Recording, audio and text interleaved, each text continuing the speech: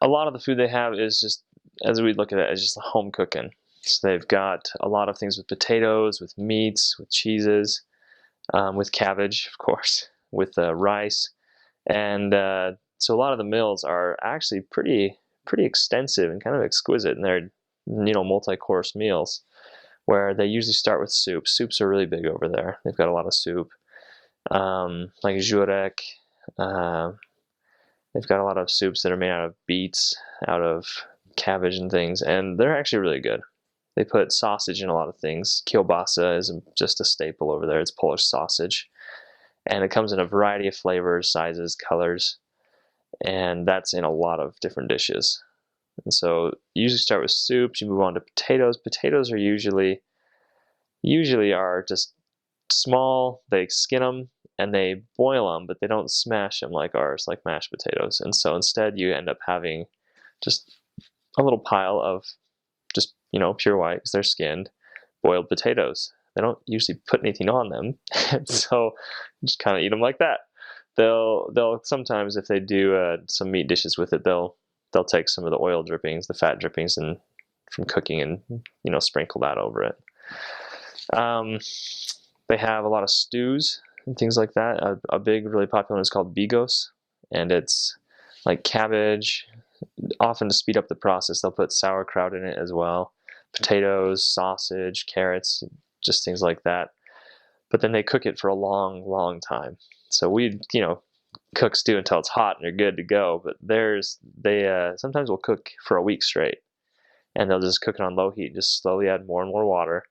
And it's interesting. They say that the longer Beos cooks, the better it tastes, which I've actually found is true. It takes out a lot more of that sour flavor that you get with the cabbage or the sauerkraut. But everything kind of just melts down to where it just basically melts in your mouth as soon as you put it in there. It just like dissolves.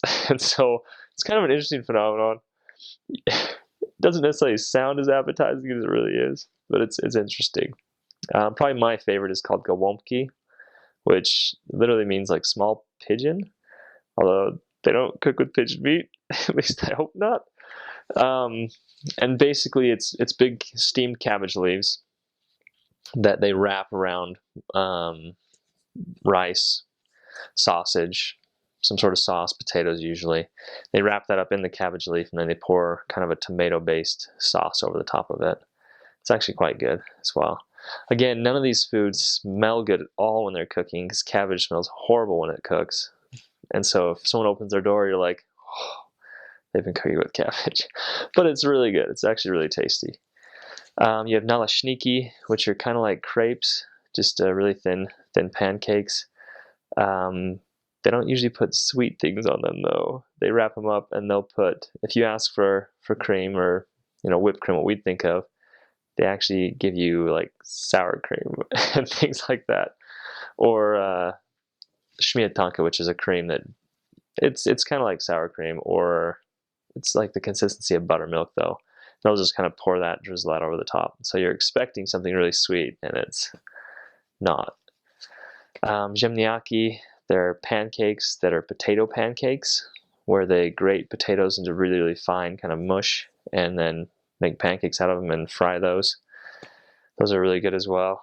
They will eat those either with salt and occasionally with ketchup. That might have just been because there was missionaries there. I'm not sure.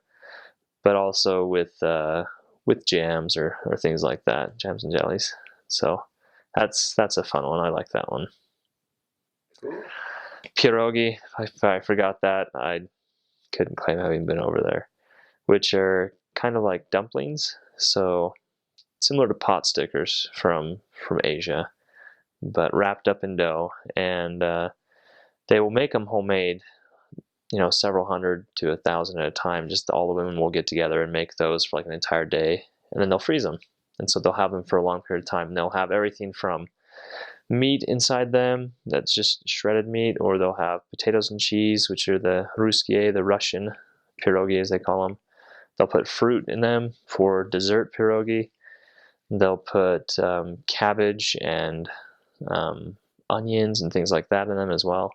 And basically they'll take them from frozen or from fresh, and they'll boil them until they float, at which point they take them out and they throw them in a pan of hot oil or butter, and they fry them, and they eat them that way. And so they've been boiled and then fried, and then you eat them. They're really good.